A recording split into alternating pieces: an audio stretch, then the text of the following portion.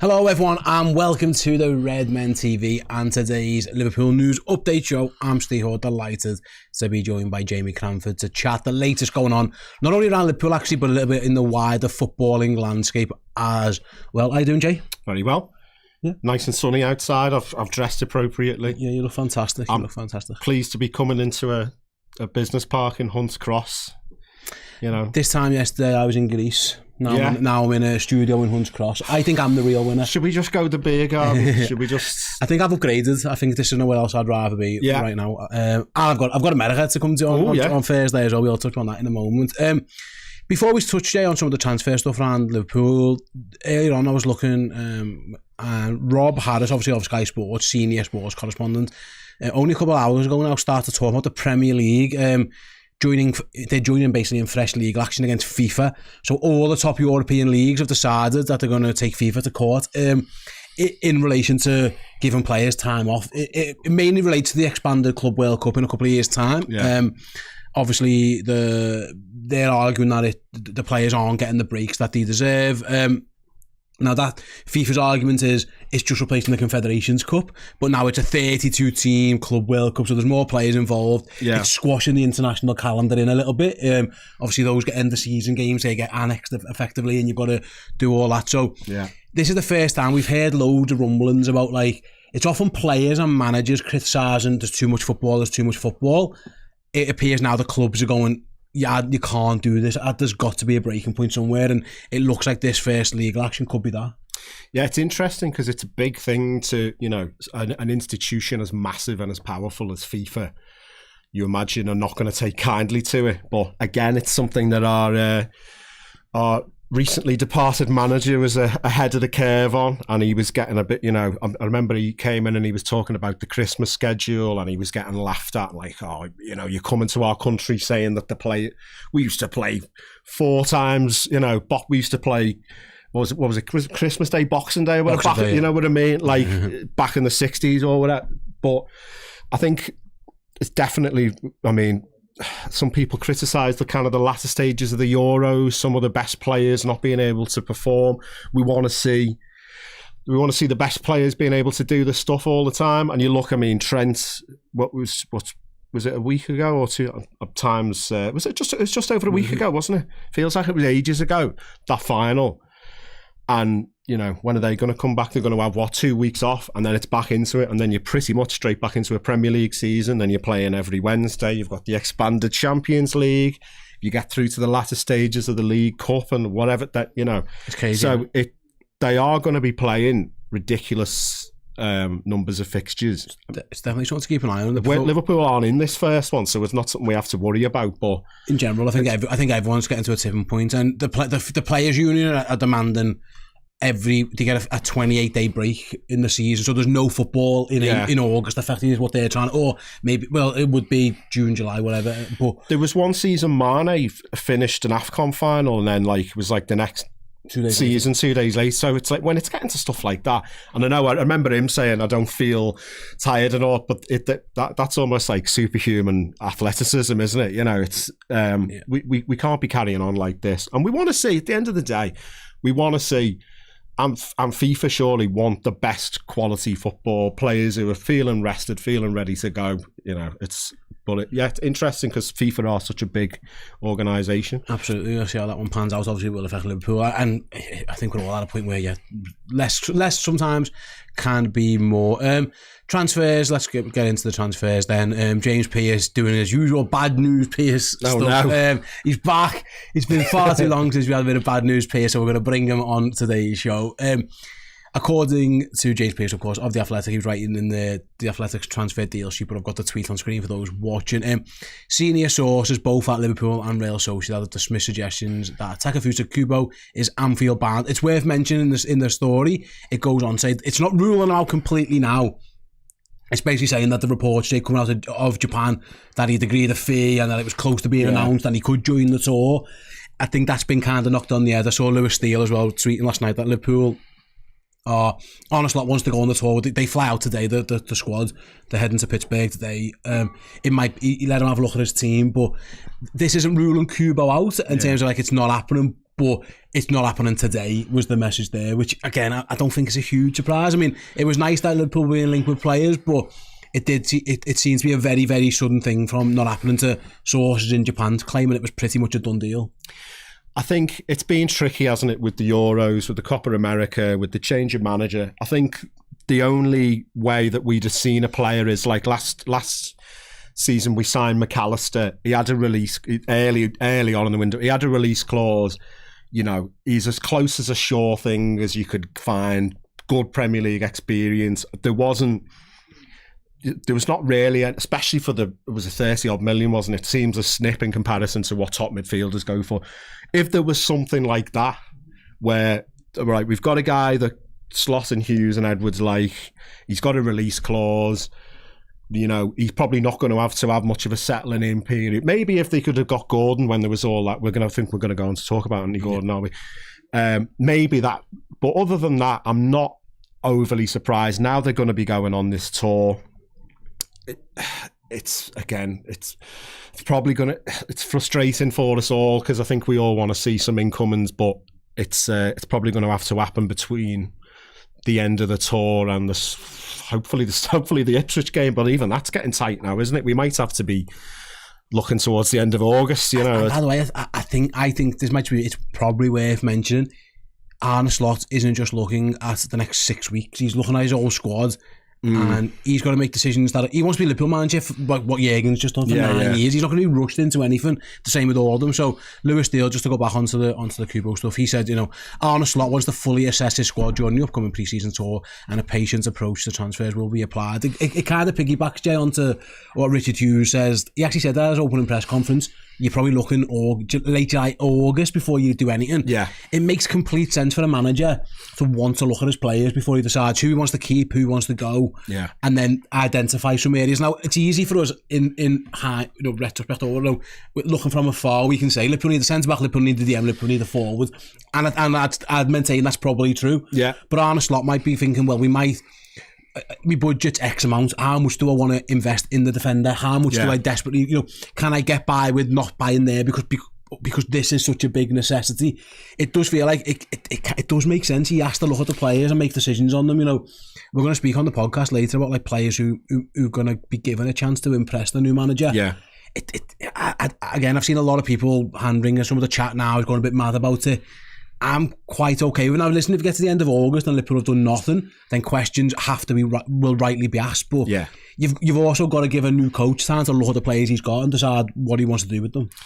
The other thing with it as well is, which was kind of why he needs the tour, I guess, is he might be thinking, well, Joe Gomez is just a centre-back, so I don't need another centre-back. We're going to have Gomez, Kwanzaa, Van Dijk and Konate, maybe keep Vandenberg around as fifth choice for, whatever. I don't know if he'd necessarily appreciate that, given that he's been playing week in, week out for Mainz.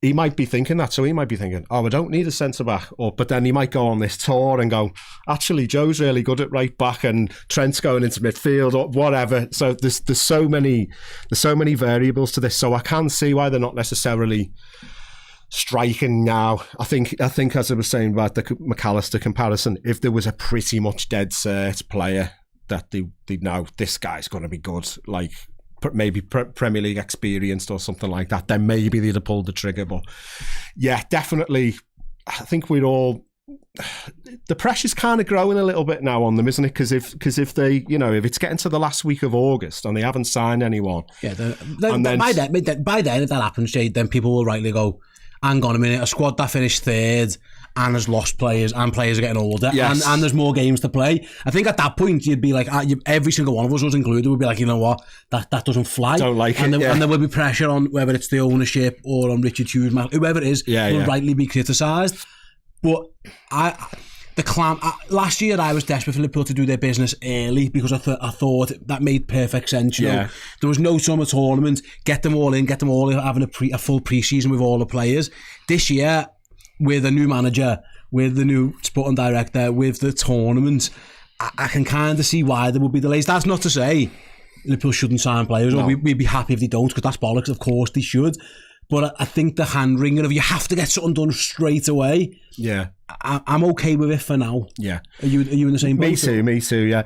It's a bit unfortunate. I mean, it's not unfortunate for Slot becoming Liverpool manager because it's all of our dreams, but he's basically not going to get a chance to have 2-3 weeks at the AXA with all of his players and say, here's exactly what I want, because Trent's not there, Virgil's not there. He's had them coming back and, you had day one, you had Conor Bradley there, but like they've been coming back in dribs and drabs. So, and now we're going to America. Then there's it's Sevilla we're playing at Anfield in a friendly. Yeah. Then it's Ipswich, isn't it? So then it's go time then, and and then there's no real time for messing about. He's got to start quickly. Because otherwise, I think for him and Hughes, if he's struggling after 5-6 games, you're going to get these columns coming out going, oh, you can't follow a club legend, and it's, should they have pushed the boat out to try and force Alonso to cut? You're going to start seeing all of these things basically questioning him coming out if he doesn't start quickly. So, yeah, so probably need to get the fingers out sooner rather than later, I should think. 100% agree, actually. I wouldn't, my guess is, I wouldn't be completely shocked if something happened while they were in America. Yeah. But by the time they come back, what it will mean, Jay, going forward, if that is the case, you're right. If the transfer window ends, late August, very early September, if he wants to assess his squad, he's going to have, 3 weeks of August left to do some deals. Mm-hmm. And that includes outgoings as well. Like it could be putting a lot on on Richard Hughes, on Arne Slot. And they've got the 3 contracts to sort out as well, which are big. Yeah, there's a lot to happen. So by wanting to assess the squad, which again I'm okay with the manager doing that does put more pressure on them. Yeah. If they all of a sudden get to America and go, oh my God. I remember Jürgen saying he thought we didn't need a midfielder, and then obviously he was like, actually we didn't need a midfielder. Yeah. And then you ended up going to Arthur Melo and it was a disaster. Yeah. By having this approach, you do draw pressure onto yourself. Yeah, he's probably the poster boy for last minute transfer decisions gone wrong, isn't he? So none of us want to be in that boat again. And I think that was the frustrating thing about that summer was, Jürgen didn't he say you were right to the press pack or whatever, because he was as much as any manager wants to defend the players. Yeah, it's going to be interesting. There's so much to kind of iron out over this US tour. There's people like Vandenberg, Morton, who you think, well, are we going to sell them? Because even players like that, you think, oh, they could be decent squad players. Don't want to put poor Chris back in it, but the formation chat, we're like, I think me and you included would probably thinking he was going to play a 4-2-3-1, but he's rubbished that in his right to Chris's face. Yeah, so there's stuff about, is Salah going to play down the middle? Is he going to be starting on the right in his normal position? There's so much to sort out. I've just been called a bald prick on the internet, by the way. I just brought it up there. I thought it was funny. I am bald. Half of that sentence is true. Yeah. Only half of it. You choose which one you think. Only half of it, Dinsey, yeah. See, it's fine. It's not very nice, is it? Come on, Dinsey. It's fine. We're good. I don't think you're a bald prick, Steve. I'm just bald. That's kind of a statement of fact, isn't it? But, he's a lovely bloke. He's a lovely bloke, ladies and gentlemen. Look at him. I am. There you go. I'm absolutely fantastic. But you're all right, mate. There's a lot to get through. I cut you off there. I just had to bring up... No, fair enough. Yeah. I was getting abused on the internet, which is always fun. Do you mind if we move on then? Let's talk about Anthony Gordon. Yeah. So Eddie Howe has been speaking about Anthony Gordon, actually, and obviously we knew what happened. You touched on it earlier with the whole PSR, Newcastle maybe selling him. Yeah. Eddie Howe says he's got no concerns about the transfer. He goes on to say... He's spoken to Anthony Gordon. He's quite content that Gordon's going to be happy because it goes on, blah, blah, blah. The situation explains it all, paraphrasing. I'll put it back to you, Jay. At the time when this didn't happen, there was a lot out there talking, well, if Anthony Gordon's really annoyed and pushes for a transfer, it might happen. As this has gone a bit further away from that time, and Eddie Howe says, I'm confident he's okay. He's been committed. We've had no conversations where it's been fractious or negative. That idea that Anthony Gordon's going to kick up a storm and try and force as well to Newcastle, the more it's gone since that deadline passed, it feels like this probably is one that you can probably knock to the side now. Would you agree? Yeah, I think certainly for another 12 months. I think, going back to Richard Hughes' opportunistic line, I think with the, that was probably it, wasn't it, with Newcastle's PSR things. I mean, I did feel a bit sorry for them in a sense, because they were getting like journalists going like, oh, he might need to apologise. You think like, he's on England duty. I'm sure he's obviously connected, because everybody's on their phones 24/7. But he's trying to focus on England, and then back home it's like, oh, should we get rid of you if we can have Kwanzaa in Kwanzaa and some money in replacements, So I don't think, in terms of the mending, I think it more needed to be done from Newcastle's side rather than his side. Yeah. But he's presumably well paid. He's they're a team that could expect to do decent things. Howe's a decent manager. They've got the PSR issue sorted out. We don't really know what the deal is with their finances, do we? Because we know they've got an almost limitless supply of money, but it's about being able to access it. So it's not going to kill him to stay another year there. Maybe he does want out and he does want to come to Liverpool because he's a top red and he's a good lad. Then fair enough. So maybe it can happen next year, but yeah, it's not looking too likely at this point in time. No, there's a contract situation he'll have to get resolved as well, isn't there? Yeah. That'll be running down soon. So there's a lot to come. But when it first didn't happen, I was thinking, I wonder if he properly kicks off this. Is there legs in this? It appears that probably isn't. That just isn't him. He's not that type of guy. Listen, he got himself out of Everton, so we know he can get himself out of clubs if he needs to. But maybe he doesn't absolutely despise Newcastle. No. It was just an opportunity for him to get to be having a good time there, doesn't he? His career's gone from strength to strength since he went there. Yeah, makes sense. Another right winger then, another wide player at least. Johan Bakayoko, according to our good friend Sacha Tavolieri, Belgian journalist, this name is still on Liverpool's list. He mentions in the report, and Bayern Munich want him, but they're very much in sell to buy now. They've spent a bit of dough, and they're going to have to. So they've got their owners wingers coming out of their ears, and their owners pretty much said, until we're not doing anything until we sell to buy. Fair enough. Which again, Leipzig are keen on him as well, which again makes sense. He fits their MO, and unsurprisingly, he probably fits Liverpool's as well. Sacha goes, been told that a transfer is most likely to happen in the heart of Augustus, which I presume means August. Yeah. I mean, the heart of Augustus sounds like a great novel, but I presume he means in August. Wait and see. Yeah. This name, Bakayoko, of usually, Jay, and again, maybe I'm reading too much into this, but Liverpool are linked with X-player, that's ruled out. Liverpool are linked with X-player, no, we don't want him, he's not on the list, that's all. Bakayoko's name's actually been banded around for a while, and we've never heard anyone definitively come out and go, Liverpool don't want to sign Johan Bakayoko. It appears that he's very much still on the agenda as a possible option. Again, fit the time frame fits, the position fits, the fee, the type of player. There's a lot that does make sense about this one, and for Sacha to come out and say, he's still in and around Liverpool's options, is maybe a positive. Definitely, yeah. I don't know if Paul Gorst's going to talk about this on Journo Insight, but I do the Journo Insight extra column, and there's been a few over the years with Neil and with Paul where I remember one was Benjamin Pavard, and it's like, it was the hardest no. Like, we are absolutely not interested. There's no way he's come.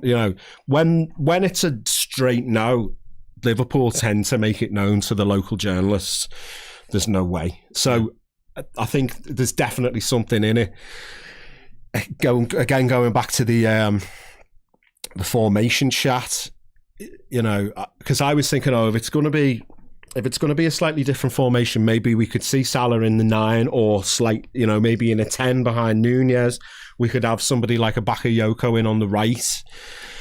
But I don't know how that's all going to pan out now. So, and it looks like they're committing definitely to Nunez at 9. Yeah. So you think, well, then Salah's going to play. So Salah's going to play on the right.